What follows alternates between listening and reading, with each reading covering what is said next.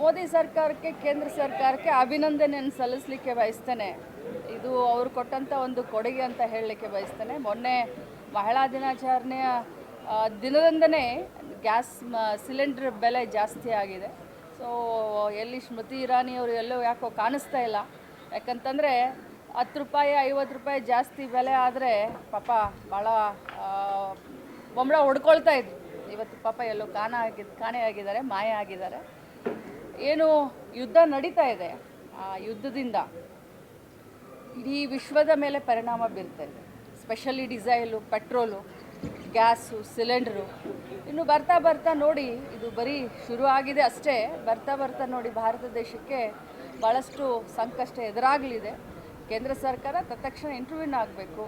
ಹೋಟೆಲ್ದವ್ರಿಗಾಗಿರ್ಬೋದು, ಅಥವಾ ಹೋಟೆಲ್ ಗ್ರಾಹಕರಿಗಾಗಿರ್ಬೋದು, ಅಥವಾ ಸಾಮಾನ್ಯ ಜನರಿಗಾಗಿರ್ಬೋದು, ಈ ಒಂದು ಬೆಲೆ ನಿಯಂತ್ರಣವನ್ನು ಮಾಡಬೇಕು. ಜೊತೆಯಲ್ಲಿ ಗ್ಯಾಸನ್ನ, ಸಿಲಿಂಡರ್ನ ಇಮಿಡಿಯೇಟಾಗಿ ಎಷ್ಟು ಬೇಕು ಅಷ್ಟು ಪೂರೈಕೆ ಮಾಡೋದರಲ್ಲಿ ಗಮನ ಹರಿಸಬೇಕು.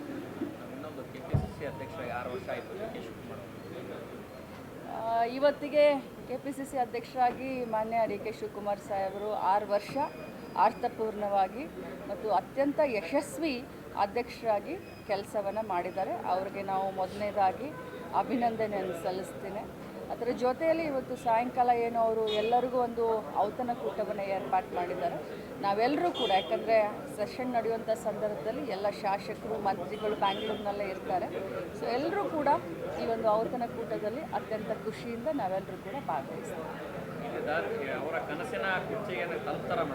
ನೋಡಿ, ನಾನು ಯಾವತ್ತಿದ್ರೂ ನೀವು ಕೇಳಿದಾಗ ಒಂದೇ ಮಾತನ್ನು ಹೇಳ್ತೇನೆ.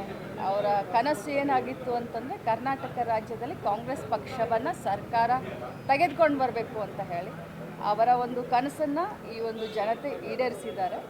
ಇನ್ನು ಮುಂದೆ ಏನೇ ಇದ್ರೂ ಕೂಡ ಅದು ಹೈಕಮಾಂಡ್ ವಿಚಾರ.